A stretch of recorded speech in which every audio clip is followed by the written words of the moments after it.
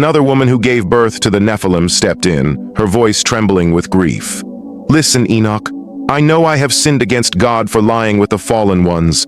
I know I have been cursed and I am an abomination upon this earth. But did I choose this fate? Did I choose to be taken by them? To bear the children of angels who defied their Creator? When they came to me, their voices like rushing waters, their eyes like burning stars, how could I resist? They spoke of love, of eternity, of power beyond my understanding. They told me I was chosen, that my womb would bring forth mighty ones. But they did not tell me the cost. They did not tell me that my sons and daughters would be hunted, that their very existence would be deemed an unforgivable sin. Tell me, Enoch, was my greatest crime to believe them? Another woman who had once been beloved by a fallen angel stepped forward, her face etched with sorrow. Listen, Enoch, I have heard the whispers of those who call us wicked, who say we are beyond redemption. But you who walk with God, tell me, does his mercy not extend even to those who have fallen the farthest? If I could undo my past, I would. If I could cleanse my blood of the sin I carry, I would. But my children, oh, my children, they did not ask to be born giants, to be cast out as monsters, to be slaughtered without a second thought. My sons were mighty, yes, but did they not also have hearts that beat, minds that wondered, hands that reached for love? And my daughters, what of them? The female Nephilim, the ones who were too human for heaven and too divine for earth. Where was their place? Where was their mercy? Another woman who had been taken against her will by the Watchers raised her voice, hoarse from years of weeping. Listen, Enoch, I was not given a choice. I did not seek them out. They sought me. Their strength was beyond my own, their will too powerful for me to resist. They took me as they pleased. And when I cried out to heaven, the heavens were silent. And when my belly swelled with their seed, the earth cursed me for bearing their offspring. Tell me, Enoch, why must I carry the shame of a crime I could not prevent? Why must I live, knowing my body was the vessel of destruction, that my womb became the cradle of a race condemned before they could even take their first breath?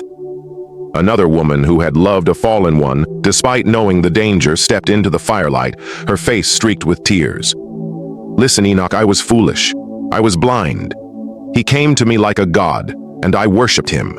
He called me his queen, and I believed him. And when I bore his child, I thought I had birthed something divine. But what did I bring into this world? A curse, a terror, a child doomed from the moment he drew breath. And now, my beloved lies in chains, bound in the abyss until the final judgment. And my son's bones lie scattered beneath the earth, struck down by the wrath of God.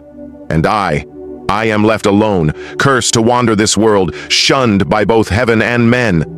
Is there no atonement for me, Enoch? Is there no hope left for the mothers of the Nephilim? Another woman, the fallen woman, her voice nearly breaking from sorrow, knelt before Enoch, her hands clenched together in desperation. Listen, Enoch, do the heavens hear us? Do they see our tears?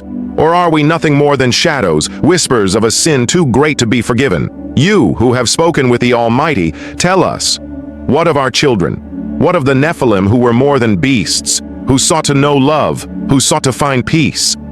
What of our daughters, who were caught between two worlds, never belonging to either? Will they too be erased from the book of life? Is there no path, no plea, no prayer that can undo what has been done? Another woman, one of those who sinned with fallen angels, the Watchers, her eyes filled with a sorrow too deep for words, let out a trembling breath. Listen, Enoch, I have heard the lament of the Watchers from the abyss. They weep for themselves, not for us. They mourn their punishment, but do they mourn the ruin they left behind? They claim to love us, yet they did not shield us from the judgment they knew would come. They called us their wives, but where are they now, as we suffer alone? If they truly loved us, why did they not warn us? Why did they not spare us? Were we only ever their folly, their rebellion made flesh? Another woman, among those who were married with, her heart hardened by loss, clenched her fists. Listen, Enoch, I no longer ask for myself. I know I am doomed. But my children, must they suffer for what was done before they were born? Must they be hunted, cast aside, abandoned by both heaven and earth? You who have seen the face of God, tell us, is there no other way? Is there no mercy left?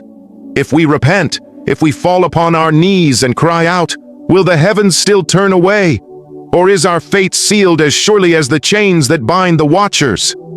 Another woman among those who slept with fallen angels, weary beyond measure, whispered into the darkness, her voice barely above the wind. "Listen, Enoch. We have wandered this cursed land for too long, waiting for an answer, for a sign, for something to tell us that we are not forgotten, that we are not forsaken. But now we ask you, Enoch, who walks with God?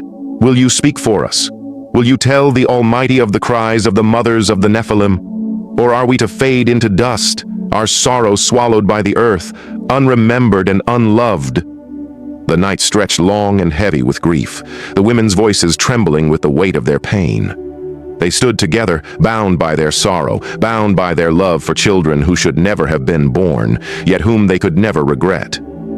And before them, silent as the stars, stood Enoch, holding in his hands the answer that could either shatter them completely or offer them the last glimmer of hope they had left.